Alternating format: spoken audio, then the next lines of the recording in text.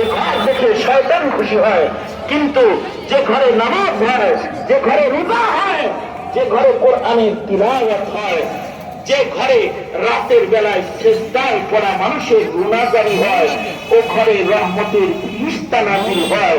ও ঘরওয়ালার নাম আল্লাহর ইবাদুর রহমান বুকে উঠা যায়। যাদের ঘরে ইবাদত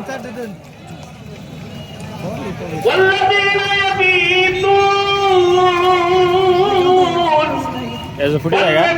يبيتون لربهم سجدا وقياما।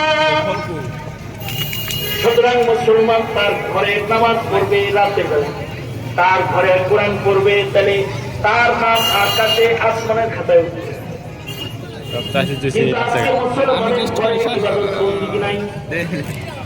আগের জমানার মানুষের ঘরে ইবাদত ছিল, ইবাদতের কারণে তাদের ঘরে ফেরেশতা যাতায়াত করত।